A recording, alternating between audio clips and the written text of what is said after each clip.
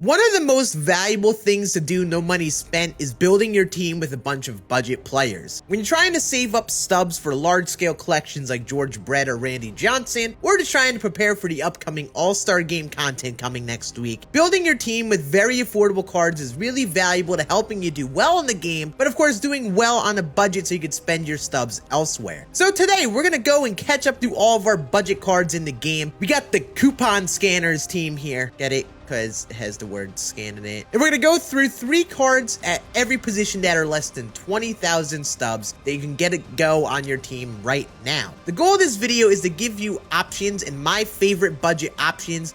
So if you're looking to try someone else on your teams, you could get a good, affordable budget option.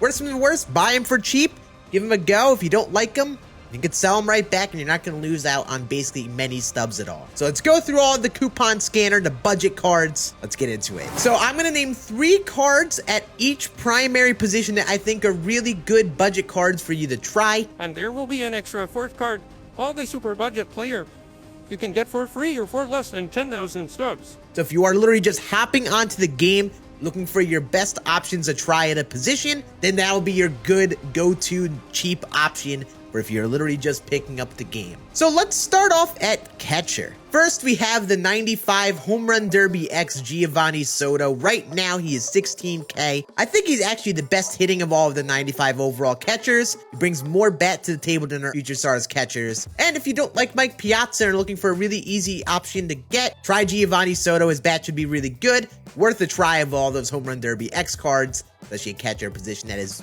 you know, pretty tough to find a really good hitter. If you don't like Giovanni Soto and you want someone with maybe a little bit more arm strength so you could gun out some runners and someone you could really use for a while with high parallels, Henry Davis has been my personal favorite of the Future Star catchers. Right now he's 15K on the market. You can buy him for 11K. His bat is actually very similar to what a Salvador Perez swing would look like. So if you like Salvi Perez cards, you might like Henry Davis. And he's just very well-rounded. I know he doesn't have as much power as some of our other guys, or maybe even as much contact, depending on the matchups. But he's a very well-rounded card. He's been my personal favorite of the Future Star guys. And if you're looking for a budget catcher for less than 10,000 stubs, go to Tops Now, Kyle Farmer. Right now, he's less than 10K. He's actually a really good secondary catcher. Even though his fielding is going to be silver out there, his bat's going to be really good. If you're just picking up the game, do your Tops Now moments to get him, or just buy him in the market for 10K. Very nasty card. I saw Kreiner rake with this card during our grand finals of the summer circuit. Now we move over to first base, and I think the go-to budget first baseman is Michael Toglia. The switch hitting bat's incredible. His swing is the exact same stance as JP Crawford, so his swing feels really nice. And the beauty of this card is you can play him in the corner outfield if you want to. However, if you're looking for a first base, we definitely get the most value here, especially being a switch hitter. You can get him for 17K in the market right now. Next, we have another budget home run derby card, and it's Adrian Gonzalez. I mean, his swing is a lot like the Jim Edmonds type from what I have seen. I enjoy his bat. He's got good power and contact versus both sides, especially if you're looking for a good budget bench bat or a beginner first baseman. Or you get him for 18K. That's not a bad card at all at the price point. And you can even slide him in right field if for some reason you have another first base option you like. The super budget option, however, is none other than Vlad Jr. First of all, being a live series card, he's pretty cheap, being 7K on the market. He gets a bunch of quirks. I love his swing, and whenever you get a boosted card for Vlad Jr., that card will be great. But you know, if you have a good inside edge day like today, for example, this card will be, honestly, a super good budget first baseman. But you can tell how much I've loved this card. I parallel 5'd him. Now we slide over to second base, and we of course have to talk about the GOAT, Justin Foscue. The power is elite, great defense for a second baseman as well. The only downside of his card is his speed and maybe the vision, but if you're looking for a budget player, chances are the vision isn't the biggest deal. The swings really feel good on this card. He's got the Eugenio Suarez and the Adalberto Mondesi type swing. If you've never tried him, please try him at second base or third base if you want to move him there. He's only 16K in the market. If you're looking for a budget switch hitter card that you can basically play everywhere or use as a bench guy, Vidal Brujan is the guy. He's actually got pretty respectable contact and power in comparison to the other Future Star cards. Gets a lot of value being that switch hitter type. He's only 18K in the market right now. He's actually a very viable second base option if you're still looking for it. And finally, our super budget option at second base is none other than Yankee legend Gio Urshela. The bat is actually really nice in this card. I've always enjoyed his swings. And even though he is a primary third baseman, I think he would get the most value being a second baseman, just because he's lacking a little bit in the power versus right. However, the contact is great, and you can slide him over to second. At 71 arm strength would be more than fine over there. And as someone who loved this card in years past, I think you guys get a really good third base option or second base option if you're going to really play him in this spot in Gio Urshela for only 8K on the market right now. Or for free in the Sizzling Summer featured program. We slide over to shortstop, and of course, we got to talk about Jorge Polanco. I know the defense is really bad in this card, but the amount that this card could rake is incredible. You can even slide him over to second, where maybe the defense won't hurt you as much, but the bat is really good. It's worth it to get a switch hitter bat in your lineup, and this is definitely one of the best budget switch hitters in the game. I'd honestly say he's going to bring more value to you than Vidal Brujan, depending on what type of ranked seasons you're playing. And he's only 12K on the market. If you're looking for more of a well-rounded shortstop, I really recommend Oswald Peraza, especially if you're playing on like All-Star and Hall of Fame difficulty. I find his bat to be really good on those difficulties. Kind of got a Devers type swing, if you like the Rafael Devers card, but he's a righty. However, he doesn't have that much power. What this card is great in is the contact, power, speed, and defense. It really isn't a weakness on this card. One of the most well-rounded cards in the game. He's only 16K on the market. And if you are looking for a super budget card, we have to talk about Corey Seager. One of the really good cards at the very beginning of the game. His hitting is so good, he's actually more than viable still at this point in the game. However, you may want to slide him out of shortstop just because it was kind of low fielding. However, if you're looking for a beginner shortstop, this is a great card to use. The bat is going to be more than good enough to rock him there. Definitely give this card a try. Corey Seager cards are really good in this game.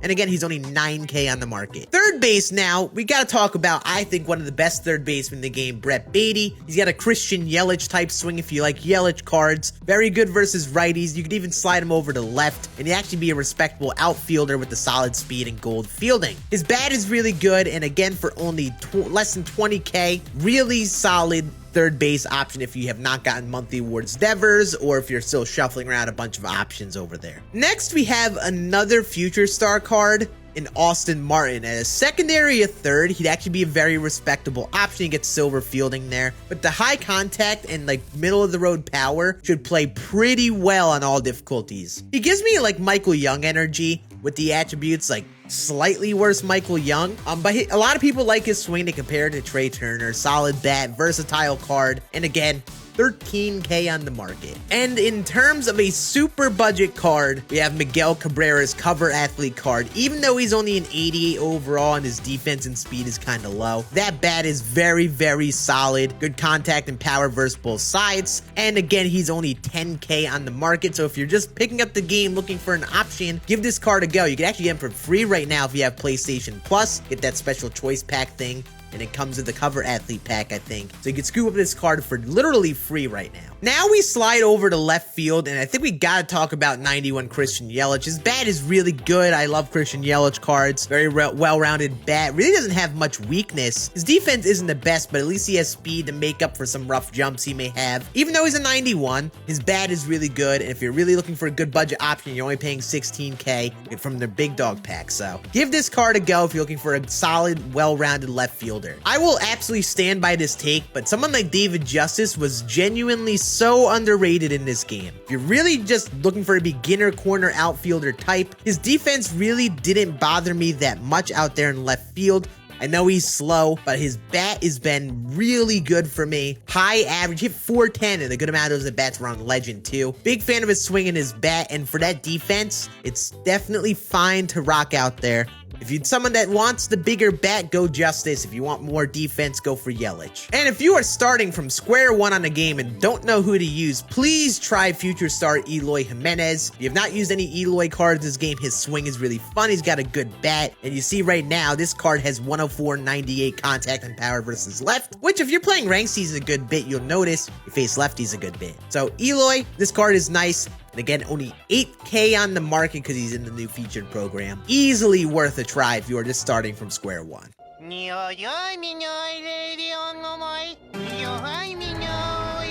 move over to center field and we have another future star boy, my guy Pete Crow Armstrong. I don't know what's up with this card, man, but he just hits way better than the power shows. My man has an 1100 OPS, slugging 769. The contact plays, the bat's really solid, but the beauty of this card is that he has speed and defense. So if you are rocking a kind of defender in left or right, Pete is a more than good enough fielder to help cover the gaps that they can't cover. So if you're looking for a good fielding center fielder with a respectable bat, try my man Pete for only 16K. I feel like we kind of tossed this card a bit to the side too early. 95 Curtis Granderson, recent headliner. The power is great versus both sides, and especially if you are playing on all-star difficulty in ranked seasons. Even though it's kind of a lefty meta in ranked right now, this bat is going to be more than good on all-star difficulty, and he should hit for some really good power. And the beauty of him is that he's got respectable defense and speed for a center fielder. He might be better in a corner, but he's definitely a good center fielder with a respectable bat for a really budget price of 17K.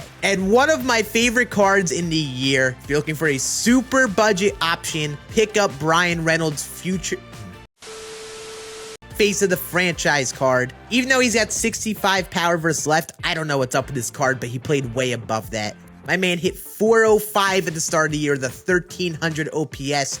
Since he's facing a franchise card, he gets quirks, and for some reason I think the quirks really helped him hit better than the attributes. Great fielder and center fielder. And if you're, again, rocking a kind of defender, Brian Reynolds could be super sick in your outfield. Now we slide over to right field. I think we first got to talk about the Home Run Derby X Nick Swisher. This is a very well-rounded hitting card. He's got gold defense out there. And again, the switch hitting really puts his card at a top tier. Actually starting him on the God Squad right now just to get some swings with him. And I've actually had a lot of fun with him. And again, you could slide him over to first base if you don't want to play him in the outfield. Very well-rounded bat. And again, you only get him right now for 15K. Really, really worth it. Next, we have Future Stars George Valera. He has Ozzy Albies swing, and he's actually been one of my favorite Future Star cards if you're looking for a pretty solid starter corner outfielder. He's only 14K on the market. Really well-rounded bat. I think he's actually the most well-rounded hitter overall of all the Future Star cards, other than maybe Brett Beatty or Toglia. Love this card, man. If you have not tried and give him a go, especially on All-Star difficulty, give him a go for only 15K. And then your super budget right fielder has to be none other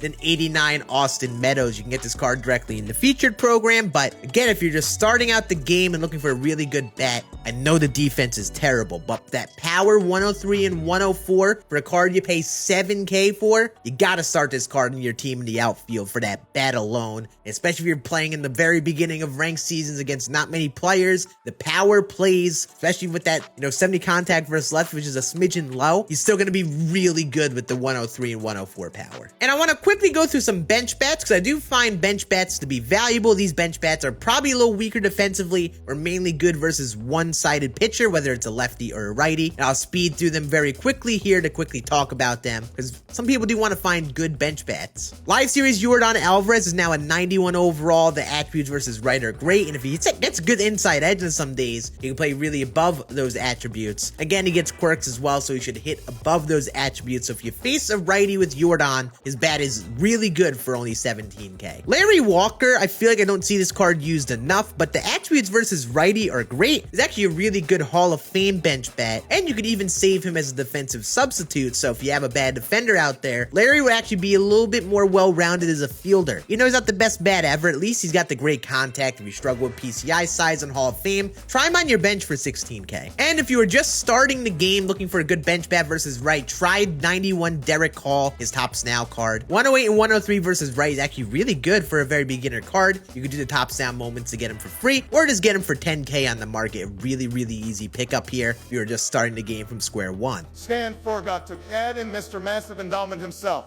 Jock Pederson, both his Player of the Month Diamond, which is 13K, and his Live Series Gold, which is 600 stubs, are options, even if you are not on a budget. And then in terms of righties, we got to start off with Live Series Paul Goldschmidt. The contact is broken where he has 126 apparently, but really good bat versus lefties. Again, he'll hit a little bit of above that. because some of the quirks that he gets. So if you're looking to use a good bench bat versus left, try Live Series Goldschmidt. The contact being 125 is really good even on Hall of Fame and Legend difficulty. Gary Sheffield is actually pretty similar as a hitter to 125 contact. He has 104 power, good vision as well. So if you're looking for a good bench bat versus lefties, again, only 12K on the market. He's also in that headliner choice pack in the one mini season stuff. So if you're grinding that out, just stash him away in your inventory for free if you're looking for a good bench bat versus left. And in terms of a super budget bench bat versus lefties, we gotta talk about face of the franchise, CJ Cron. Again, really good bat versus lefties, and again, get some quirks. So for 11K on the market, you could easily get a really good bench bat versus lefties if you're just starting from square one. And I want to quickly talk about someone like a Juan Pierre. Could be a great pinch runner defensive substitute in your outfield, or you could even use him in center field, and he'd actually be pretty respectable for only 10K. Him and the Kenny Lofton card are very valuable to have as a bench for a pinch runner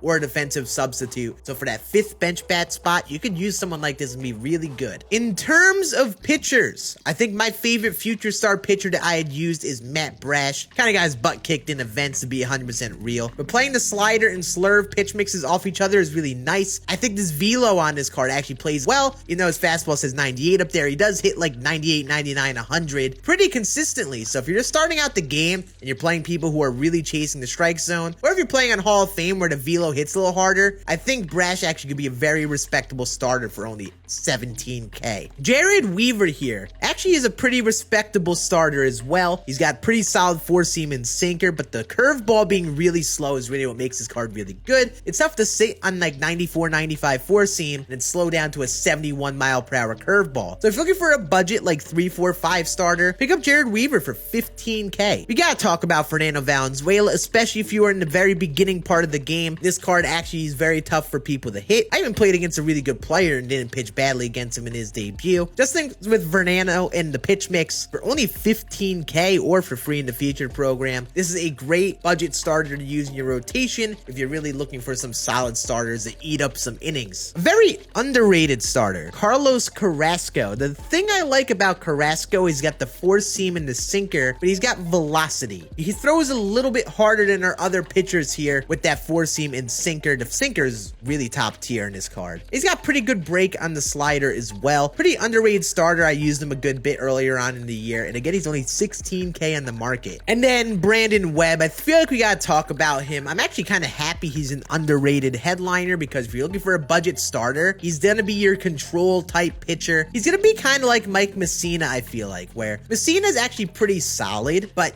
doesn't have the highest hits per 9, and if you mislocate any pitches with control pitchers, they can get hit a little bit hard. I think this card could be a viable pitcher. I have to use him a little bit more. 1 or 2 games in events I used him, he got his butt kicked, but again, that's events, not really a fair shot to test him. There's definitely more so of a Hall of Fame pitcher though in ranked seasons. But 15K for a starter with sinker cutter is really solid. Last one I want to talk about for a super budget player is Robbie Ray. I feel like I gotta quickly mention him because he's actually a pretty underrated pitcher for only 17K. He's not the best by all means, but you know, he actually plays a little bit funky. He had 1 good start, 1 start, but the big thing is the knuckle curve and the slider and the circle change, and then sprinkle in the fastballs. I think he could be at least a respectable 4 or 5 starting pitcher in rotations if you're really on a constant search for it. And at least he's not being used all the time, so he's a good one to kind of change up the pace from the normal sinker cutter meta that you kind of see all the time. In terms of super budget guys to start off your team with, we gotta talk about Al Leiter. Again, he's got the sinker cutter pitch mix. He throws a little bit slow. Again, he's like a lot like the Mike Messina type pitcher, except he's a 90 overall and throws a little bit slower. But Al Leiter cards are always solid. If you're just starting out the game, put him in your rotation for 9K stub. That's an easy starter to get. And then tops now Edward Cabrera.